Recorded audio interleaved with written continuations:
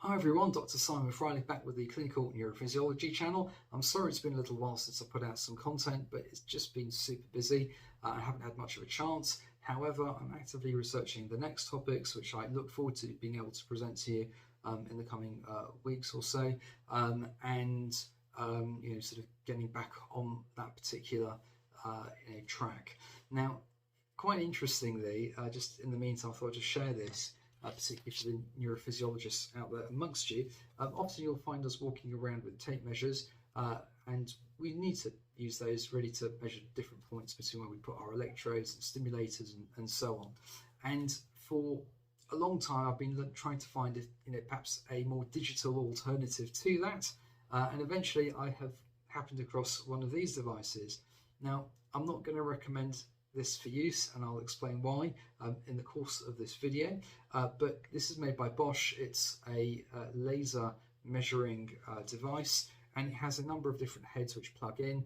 So this one over here has got a roller head, and you'll see as it rolls along it makes measurements. There's also another type of head with it as well, which is basically an electronic tape measure. So there's no numbers on it, but it plugs on top and it makes the relevant measurements. So I thought what I would do is I'd have a go with my colleagues and see what it would perform on some lined piece of paper, trying to measure between two dots. Similarly, with some blank paper with two dots. And if we're using the roller head, there'll be no surprise to you that the variance is actually reduced when you're using the lined paper, and in addition to which the overall measurements are actually slightly longer when you're using this, just by a couple of millimeters really, than when you use, let's say, the electronic tape measure.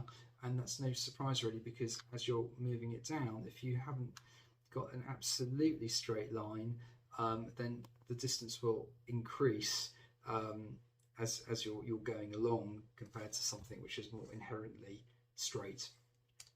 Now, if we were to compare the variance of this relative to the tape measure, actually the tape measure does better. And I think the reason for that is because it's stiffer, and so you get more of a straight line as opposed to this. Now, the most important type of measurement really isn't in the pieces of paper, it's on the human hands. And so what I've done here is I've marked a couple of points, and I've got my colleagues to make the measurements. And incredibly, when you use the good old tape measure, everyone's measurements were within a millimetre of each other, and it was very, very consistent. It had almost no variance whatsoever in how these old tape measure technologies work when compared even to the laser variant. So all in all, I think in terms of reliability, in terms of variation, the tape measure actually beats out the digital versions of what's possible. So I think that's very good.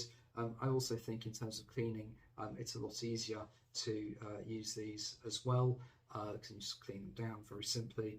I'm not quite sure how you would be able to do that with these type of things in between each use. And yeah, so all in all, these are fantastic. There's no batteries that you have to worry about, and they just sort of very simply and reproducibly give you the desired measurements. So I'm going to be sticking with the old tried and tested tape measures, and when patients say to me, have there not been any new alternatives, I'll say, well, yes, there are, but this is best.